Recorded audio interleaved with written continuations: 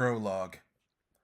Mydden City, New Jersey, 2071 AD.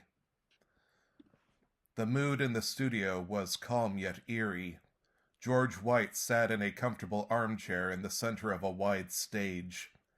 To his right was Steve Olson, an unassuming man who possessed the serene demeanor of a librarian. To George's left was Vicky Godfrey, who resembled a stoic schoolteacher. In front of him were cameras and sound equipment being operated by professional staff.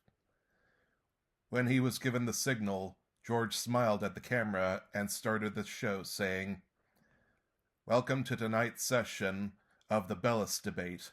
I'm your host, George White, and I will be overseeing tonight's discussion. My guests are Pulitzer Prize-winning journalist Vicky Godfrey and political activist Steve Olson.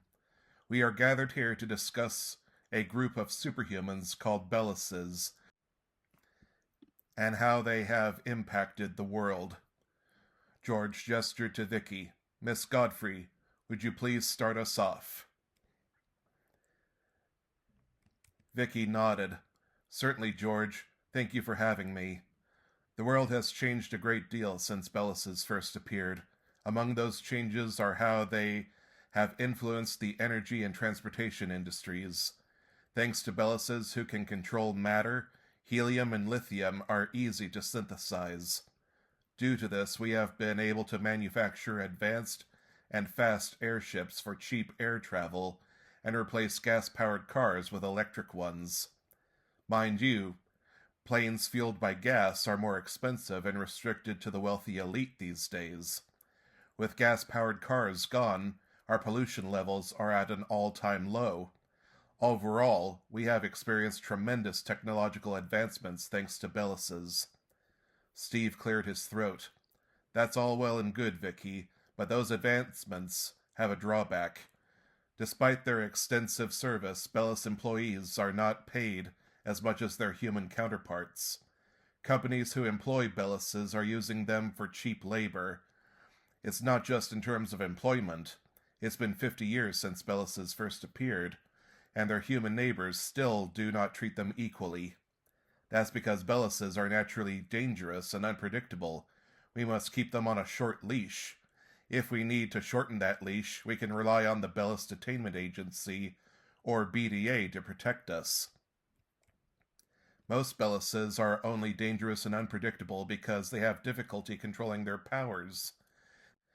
They may have caused harm, but it was not intentional. Tell that to the people who died during the Nikki Bowers incident. She manifested nuclear powers during a cruise and detonated in the middle of the Pacific Ocean, killing everyone on board. Did you see the cell phone footage that was uploaded online during the incident? Intentional or not, Nikki Bowers killed those people nonetheless. Therefore, we need organizations such as the BDA and laws such as the Bellus Registry to keep these overpowered individuals under control. Disasters such as the Nikki Bowers incident could be avoided if Belluses get the counseling they need to control their powers. If they get counseling in time, we won't need to arrest them whenever they lose control. The Bellus Registry is a blatant violation of Belluses' civil rights. Not only can Belluses not get jobs or vote without registering, but they are required to serve in the military when they register. This kind of oppression tends to stir discontent.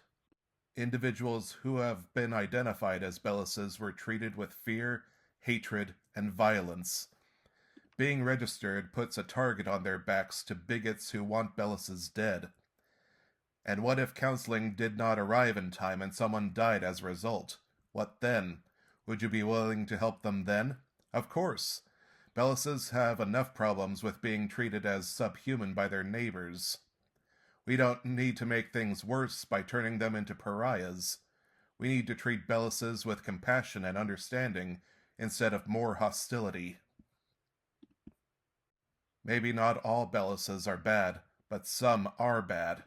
A prime example is the serial killer known as Vendel, who first appeared last night and has already killed about a dozen people.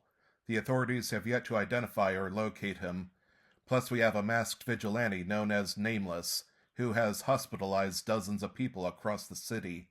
They say Nameless has psychic powers that allow him to drive his targets mad. The people Nameless attacked were criminals, which has made him a hero to the impoverished parts of the city. Some are calling him a real-life superhero. This is not a comic book, this is real life. We may have superhumans like the Belluses living amongst us, but that doesn't mean our laws have suddenly become irrelevant. As a civilization, we are managed and regulated by the law, and Belluses shouldn't be an exception. Steve sighed. I agree some Belluses like Vendel are criminals, and should be held accountable under the law. However, if we restrict their rights or exploit them, that is bound to come back and bite us. We must build more bridges between us and the Belluses, instead of keeping them at a distance. How do you suggest we do that? Steve shrugged. I don't know. All I can say is that there's likely a change on the horizon. I don't know what that change will be, but it's coming.